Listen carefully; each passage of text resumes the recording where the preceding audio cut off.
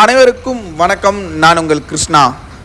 மாதம் சபரிமலையில் ஒவ்வொரு மாதமும் நம்ம சபரிமலைக்கு பயணம் பண்ணிட்டு இருக்கோங்க. அந்த மாதிரி இந்த கடந்த மாதத்தில் நம்ம பயணம் பண்ணியிருந்தோம். அதோட அப்டேட் வீடியோவும் நீங்கள் பார்க்க போகிறீங்க. அதுக்கப்புறம் இனி வரும் காலங்களில் சபரிமலை எந்தெந்த மாதங்கள் கூட்டம் கம்மியாக இருக்கும், எந்த தேதியில் சபரிமலைக்கு நீங்கள் போனால் ரொம்ப ஃப்ரீயாக சாமி தரிசனம் பண்ணலாம் அப்படிங்கிற ஒரு முழு காணொலியை தான் இந்த வீடியோவை நீங்கள் பார்க்க போகிறீங்க. இப்போது நம்ம எப்பயும் போல் நீங்கள் தனியாக போகும்போது குமுளியிலிருந்து வந்து பார்த்தீங்கன்னா உங்களுக்கு பம்பாவுக்கு சீசன் டைமில் பஸ் விட்டுருப்பாங்க. அதாவது சபரிமலை மாதம் 4 நாட்கள் 5 நாட்கள் அதிகபட்சமாக 10 நாட்கள் வரை ஓப்பனாக இருக்குங்க. ஆனால் கடந்த மாதம் வந்து பார்த்தீங்கன்னா 5 நாள் வந்து ஓப்பனில் இருந்துச்சு. ஸோ அதனால் நம்ம குமுளியிலிருந்து உங்களுக்கு டைரெக்டாக பம்பாவுக்கு பஸ் இருக்குது. நாம் இப்போது குமுளி பஸ்ஸில் ஏறிட்டோம். சரியா குமுளியிலிருந்து பம்பாவுக்கு வந்து பார்த்தீங்கன்னா பஸ் டிக்கெட்டோட ரேட் வந்து பார்த்தீங்கன்னா 181 ரூபாய். சரிங்க, நீங்கள் ட்ரெயின் வழியே தான் நீங்கள் வருவீங்க அப்படின்னா உங்களுக்கு செங்கானூர்லேருந்து உங்களுக்கு வந்து பார்த்தீங்கன்னா பம்பாவுக்கு பஸ் இருக்குது. செங்கானூர்லேருந்து நீங்கள் பம்பாவுக்கு வரத்துக்கும் 4 மணி நேரம் ஆகும். குமுளியிலிருந்து நீங்கள் பம்பாவுக்கு போகிறதுக்கு குறைஞ்சபட்சம் ஒரு 4.5 மணி நேரம் ஆகுங்க. ஆனால் ரெண்டுமே வந்து பார்த்தீங்கன்னா ட்ராவலிங் டைமுங்கிறது ஒன்றா தான் இருக்கும். சரிங்க, ஆனால் சபரிமலைக்கு இந்த மாதமாக இருக்கட்டும் அல்லது அதுக்கு அடுத்த வர மாதங்களாக இருக்கட்டும், நீங்கள் போகும்போது கூட்டமே இல்லாமல் ரொம்ப ஃப்ரீயாக இருக்குங்க. அது மட்டும் இல்லாமல் சபரிமலை காலை 5 மணிக்கு ஓப்பன் பண்ணுவாங்க. மதியம் 11 மணி வரைக்கும் வந்து பார்த்தீங்கன்னா சபரிமலையில் எப்பயும் போல் நெய்யபிஷேகம் நடக்கும். எல்லா மாதங்களிலுமே சபரிமலையில் நெய்யபிஷேகம் நடக்கும். காலையில் 5 மணியிலிருந்து சரியா 11 மணி வரைக்கும் நெய்யபிஷேகம் நடக்குங்க. அதுக்கப்புறம் வந்து பார்த்தீங்கன்னா 1 மணிக்கு கோயில் நடைய சாத்திடுவாங்க. மறுபடியும் வந்து பார்த்தீங்கன்னா உங்களுக்கு 3 மணிக்கு மேலே தான் ஓப்பன் பண்ணுவாங்க. அதாவது பார்த்தீங்கன்னா கோயிலெலாம் வாஷ் பண்ணிட்டு அதுக்கப்புறம் தான் ஓப்பன் பண்ணுவாங்க. ஸோ அந்த டைமில் நீங்கள் போகும்போது கூட்டம்ங்கிறது ரொம்ப அதிகமாக இருக்கும். எதனாலனா 1 மணிக்கு கோயில் நடைய சாத்துற காரணத்தினால 1 மணி வரைக்கும் வர மக்கள் வந்து ஸ்டே பண்ணியிருப்பாங்க. ஸோ அதனால் வந்து பார்த்தீங்கன்னா அந்த டைமில் நீங்கள் மத்தியான டைமில் போனீங்கன்னா கூட்டம் இருக்கும். அதே மாதிரி அதிகாலை 5 மணிலேருந்து 11 மணி வரைக்கும் வந்து பார்த்தீங்கன்னா கூட்டம் இருக்கும். எதனாலனா நைட்டு வந்தவங்களும் ஸ்டே பண்ணியிருப்பாங்க நெய்யபிஷேகம் பண்ணுறதுக்காக. ஸோ அதனால் அந்த டைமில் நீங்கள் போகும்போதும் கூட்டமாக தாங்க இருக்கும். ஆனால் ஒரு மத்தியானத்துக்கு மேலே ஒரு 6 மணிக்குள்ளே வந்து பார்த்தீங்கன்னா கூட்டம்ங்கிறது சுத்தமாக இருக்காது. குறைஞ்சபட்சம் உங்களால் 5 நிமிடம் 6 நிமிடம் கூட சாமி பார்க்க முடியும். ஒரு டைமுக்கு 5 டைமு கூட உங்களால் சாமி தரிசனம் செய்ய முடியும். அதே மாதிரி நீங்கள் போகிறதுக்கு உங்களுக்கு தேவையானது வந்து பார்த்தீங்கன்னா அனுபவம், அதுக்கப்புறம் வந்து பார்த்தீங்கன்னா உங்களுக்கு போதுமான உணவு, இது மட்டும் இருந்தால் நீங்கள் தாராளமாக சபரிமலையில் பயணம் பண்ணலாம். அதே மாதிரி இந்த மாதமும் அடுத்த மாதம் வந்து பார்த்தீங்கன்னா சபரிமலையில் கடுமையான வெயில் இருக்குங்க. அதனால் வந்து பார்த்தீங்கன்னா நீங்கள் போகும்போது உங்களுக்கு பஸ் ட்ராவல் செட் ஆகும், வெயிலையும் உங்களால் மலை ஏற முடியும் அப்படின்னா மட்டும் பயணம் பண்ணுங்க. இல்லைன்னா நீங்கள் ஜூன் ஜூலையில் பயணம் பண்ணிங்கன்னா இயற்கை காற்றோட சாரல் மலையோட கூட்டம் இல்லாமல் அற்புதமாக அந்த டைமும் சாமி தரிசனம் பண்ணலாம். முழுக்க உங்களுடைய உடல் தகுதிங்கிறது ரொம்ப முக்கியம். உங்களால் முடியும் என்றால் மட்டும் தயவு செஞ்சு பயணம் பண்ணுங்க. சரிங்க, அதே மாதிரி இப்போ நம்ம பஸ்ஸில் ட்ராவல் பண்ணிகிட்டு இருக்கும்போது சாப்பிட்றதுக்கு ஒரு இடத்துல நிறுத்துவாங்க. ஆனால் அந்த இடத்துல சாப்பாடு நமக்கு செட் ஆகுமா அப்படிங்கிறது சந்தேகம்தான். அதனால் நீங்கள் குமுளியில் பஸ்ஸு ஏறும்போது நல்லா சாப்பிட்டு அதுக்கப்புறம் நீங்கள் பஸ்ஸு ஏறுங்க. அதே மாதிரி ஏடிஎம் அந்த மாதிரி எந்த இடத்துலையுமே ஒர்க் ஆகாதுங்க. அதனால் நீங்கள் என்ன பண்ணணும், போகும்போதே கையில் அமௌண்ட் கொண்டு போயிருங்க. ஏன்னா நீங்கள் குரூப்பாக போகும்போது கூட பக்கத்தில் இருக்கிறவங்ககிட்ட அமௌண்ட் வாங்கலாம். ஆனால் நீங்கள் தனியாக போகும்போது அமௌண்ட் இல்லைன்னா ரொம்ப கஷ்டம். அதனால் முடிஞ்ச அளவுக்கு கேஷ் அந்த மாதிரி யூஸ் பண்ணுங்கள். ஜிபே ஃபோன்பே அந்த மாதிரி தயவு செஞ்சு யூஸ் பண்ணாதீங்க. அதே மாதிரி நீங்கள் பம்பாவில் குளிக்கும் போது வந்து பார்த்தீங்கன்னா கூட்டம் எந்த இடத்துல கம்மியாக இருக்கோ அந்த இடத்துல பேக் வச்சுட்டு நீங்கள் தனியாக தாராளமாக குளிக்கலாம். 1 மணி நேரம் இல்லை 2 மணி நேரம் நீங்கள் குளித்தாலும் யாரும் உங்களை எதுவுமே சொல்ல மாட்டாங்க. ஏன்னா இதுதான் நமக்கு கிடைச்ச அற்புதமான ஒரு வாய்ப்பு. ஸோ அதனால் நீங்கள் பம்பாவில் நின்று நிதானமாக பொறுமையாக நீங்கள் குளிக்கலாம். அதே மாதிரி எந்தெந்த டைமில் நீங்கள் மலை ஏறணும் அப்படின்னு நான் சொல்கிறேன் பாருங்க. மதியானம் நீங்கள் 1 மணிக்கு நீங்கள் மலை ஏறினீங்கன்னா ரொம்ப ரொம்ப ரொம்ப ரொம்ப சிறப்பு அப்படின்னு கூட சொல்லுவேன். எதனாலனா 1 மணிக்கு நீங்கள் மலை ஏறும் போது நீங்கள் 2 மணி நேரம் மலை ஏறினா கூட 3 மணிக்கு நீங்கள் மேலே போயிடுவீங்க. 3 மணிக்கு சன்னிதானம் ஓப்பன் பண்ணிடுவாங்க. சன்னிதானம் ஓப்பன் பண்ண உடனே சாமி தரிசனம் பண்ணிடலாம். 5 to 6 ரொம்ப ரொம்ப ஃப்ரீயாக இருக்கும். மாலை நேரத்தில் எப்பயுமே 5 to 6 4 to 6 வரைக்கும் ஃப்ரீயாகவே இருக்கும். சரியா 6:30 மணிக்கு உங்களுக்கு வந்து பார்த்தீங்கன்னா படி பூஜை ஸ்டார்ட் பண்ணிடுவாங்க. ஸோ அந்த 3/4 மணி நேரம் படி பூஜை நடக்கிற காரணத்தினால நீங்கள் தாராளமாக சபரிமலை ஐயப்பனை ஃப்ரீயாகவும் பார்த்துக்கலாம், படி பூஜையும் நீங்கள் பார்த்துக்கலாம். ஸோ 2 வாய்ப்பு உங்களுக்கு இருக்குது. படி பூஜையை பார்க்குறதுங்கிறது வந்து பார்த்தீங்கன்னா அவ்வளோ அற்புதமாக இருக்கும். அவ்வளோ மகத்துவமான தமிழர்களின் பாரம்பரியமான 18 படியில் இருக்கக்கூடிய கருப்பு சாமியின் ஒரு பூஜை அப்படின்னா அதுதாங்க படி பூஜை. அதே மாதிரி சபரிமலை நீங்க கும்பிடும் போதே படி பூஜையை நீங்க கும்பிட்டீங்கன்னா தமிழ் வழிபாட்டுல ரொம்ப ரொம்ப முக்கியமான ஒரு பவர்னு சொல்றதை விட ஒரு நன்மை உங்களுக்கு நடக்கும் அப்படின்னு கூட நான் சொல்லுவேன். எதனாலனா மதுரை மீனாட்சி அம்மனை குலதெய்வமா கொண்ட ஒரு சாமி தான் நம்மளுடைய சபரிமலை ஐயப்பன். 18 படி கருப்பு சாமி தான் இன்றளவும் சபரிமலைக்கு பாதுகாப்பாக இருக்கட்டும், நமக்கும் பாதுகாப்பா இருக்கு. ஸோ அதனால அந்த படி பூஜையை நீங்க பார்க்கறது அப்படிங்கிறது ரொம்ப ரொம்ப சிறப்பு. ஸோ அதனால அதை மட்டும் நீங்க மனசுல நல்லா வச்சுக்கோங்க. பம்பலை நீங்க பொறுமையா குளிச்சுட்டு நின்று நிதானமா நீங்க மதியானத்துக்கு மேல மலை ஏறினீங்கன்னா ரொம்ப அற்புதமா இருக்குங்க. அதே மாதிரி ப்ரோ நாங்கள் போனப்பையும் இந்த மாதம் கொஞ்சம் கூட்டமாக இருக்குது அப்படின்னா அவங்களாம் வந்து பார்த்தீங்கன்னா காலையில் 5 மணிலிருந்து 11 மணி வரைக்கும் சாமி தரிசனம் பண்ணியிருப்பாங்க. எதனாலனா நெய்யபிஷேகம் பொறுத்தவரை நைட்டு போனவங்க எப்பயுமே ஸ்டே பண்ணியிருப்பாங்க. அதனால் நீங்கள் காலையில் நேரத்தில் நீங்கள் மலை ஏறினீங்கன்னா கண்டிப்பாக கூட்டம்ங்கிறது இருக்கும். அவசரமே படாமல் மதிய நேரத்தில் நீங்கள் மலை ஏறினீங்கன்னா அழகாக நீங்கள் சாமி தரிசனம் பண்ணலாம், படி பூஜையை பார்க்கலாம், நைட்டு ஸ்டே பண்ணிவிட்டு அடுத்த நாள் காலையில் நெய்யபிஷேகம் பண்ணிவிட்டு அழகாக நீங்கள் கீழே இறங்கி ரிட்டர்ன் வரலாம். அதே மாதிரி இந்த டைம் நம்ம போகும்போது வந்து பார்த்திங்கன்னா வெயிலோட தாக்கம்ங்கிறது ரொம்ப ரொம்ப அதிகமாக தாங்க இருந்துச்சு. எதனாலனா இலையுதிர் காலம் அப்படிங்கிற காரணத்தினாலையும் வெயிலுங்கிறது நம்ம மேற்கு தொடர்ச்சிங்க மேலே உச்சியில் இருக்கும். அதனால் சூரிய பகவானோட தாக்கம்ங்கிறது ரொம்ப அதிகமாக இருக்கும். அதனால் ஜூன் ஜூலை நீங்கள் போனீங்கன்னா அங்கே வந்து பார்த்தீங்கன்னா பருவமழை காலம் அப்படிங்கிறதுனால ரொம்ப அற்புதமாக பச்சை பசேர்னு இருக்கும். கார்த்திகை மார்கழி நம்ம போகும்போது ஓரளவுக்கு ஆவரேஜாக இருக்கும். ஆனால் கூட்டம்ங்கிறது அப்போ அதிகமாக இருக்கும். ஆனால் இந்த மாதிரி டைமில் இந்த மாதமும் அடுத்த மாதமும் நீங்கள் போகும்போது கண்டிப்பாக வெயிலுங்கிறது அதிகமாக இருக்கும். அதனால தான் நான் சொல்கிறேன், பம்பால 1 மணி நேரத்துக்கு மேலே நீங்கள் தாராளமாக குளிக்கலாம்.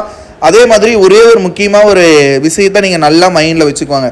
ஒரு நாள்லேயே நான் போயிட்டு ஒரு நாள்லேயே வீட்டுக்கு நான் வந்துடணும் அப்படிங்கிற மைண்ட் செட்டில் மட்டும் இந்த மாதமாக இருக்கட்டும் மாதம் போகிறவங்க மனசில் வச்சுக்காதீங்க. உங்களுடைய ஓன் வெஹிக்கிளாக இருந்தால் அது உங்களுக்கு பாசிபிளாக இருக்கும்.